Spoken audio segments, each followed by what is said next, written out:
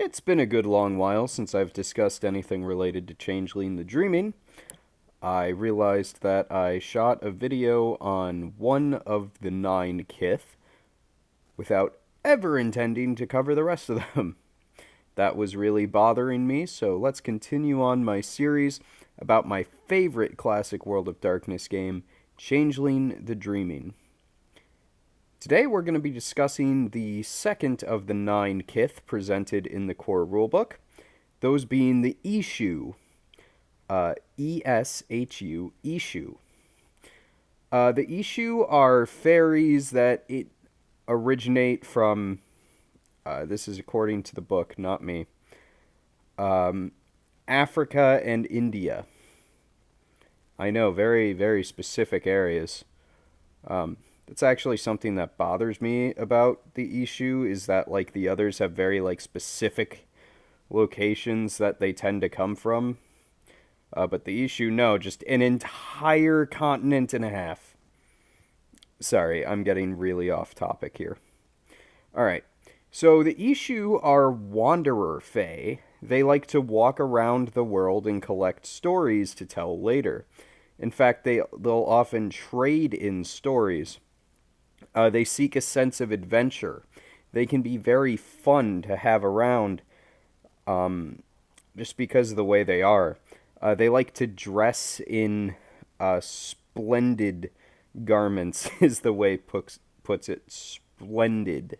They like to wear jewelry that others might consider exotic or flashy. They like to sample the local arts and food and fashion of wherever they happen to be, which is going to be everywhere because they like to wander. The book even says, whether rich or poor, each Eshu carries with him the collected wisdom of all his travels. This is the big claim to fame for them. They are supposed to be wisdom spirits. They are supposed to tell stories in order to impart lessons upon others. With all of that out of the way, let's jump right into the mechanics, the first of which being the 2 birthrights of the Eshu. For those unfamiliar with Changeling the Dreaming, birthrights are usually 2, sometimes 1, special advantages that you get for picking a certain Kith, or kind of fairy. In the case of the Eshu, the first of which we get are the spirit pathways. Eshu have this like weirdly supernatural, I'm going to say affinity for good timing. So the spirit pathways is this really strange mechanic that states that no matter what the Eshu are doing, they have to take the most interesting route possible. And I'll talk about that later, believe me. But they have to do things in a very interesting way. And it's not that they're trying to, it's just what happens around them.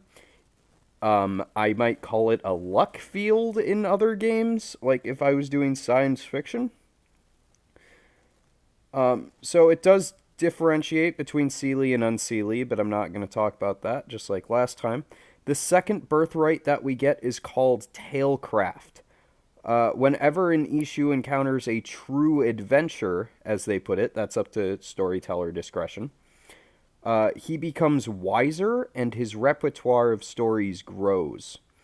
Eshu characters gain an additional experience point for any session in which they learn a fantastic new story or perform an incredible feat, such as tricking a chimerical dragon or outwitting a lofty noble, stuff like that, classic fairy tale whatnots. Eshu can never botch or miserably fail roles involving performance or empathy. Next mechanic is their frailty. Every Kith comes with a weakness, a drawback to playing them, a frailty. So for the Eshu, they're overconfident and overly curious. They cannot resist a challenge, and it specifies challenge, gamble, or quest if there's even a single little shred of hope that you're going to come out of it alive. They're not stupid. They won't take on obvious suicide missions. But they believe that their luck can get them through pretty much anything. Again, we will talk about that later. God. And then the final mechanic that Changeling has related to Kith is called the affinity, or what kind of magic is easier for them. In the case of the Eshu, their affinity is seen, which seen covers how large of an area you can cast a spell over. That's pretty much it. Alright, so as far as appearance goes, they tend to be darker in skin color. They have black hair usually, and deep blue eyes. They tend to be very tall, very muscular. That's about it, honestly. As far as my thoughts go on player characters being Eshu, I hate them. There are two Kith that I dislike more. The Eshu, I despise for a few reasons, and it all ties into their birthrights. First, let's talk about spirit pathways, because that's the most obnoxious thing about them. Anything the Eshu do, the storyteller has to sit there and figure out what the most interesting thing could possibly happen regarding them. If you have a very insistent Eshu player, you're going to be doing that a lot. And, I'm not reading it wrong. It says no matter what she encounters along the way, an Eshu will always find her way to her destination. Eventually, the path an Eshu follows is always the most interesting route possible, filled with danger and challenge. It sucks to play them, too, because a storyteller might read that line and decide that no matter what you do, there has to be hardship involved, right? You can't change a tire without a freaking dragon attacking you at 3 in the morning. Next up, we have Tailcraft, right? Whenever they do something, they earn an extra experience point. I might do another video on this, but in case I don't, let me cover this right here really quickly. In World of Darkness, you're supposed to be awarded experience points for good role-playing and other stuff like that. I don't like that. A lot of systems say it rewards good role-playing.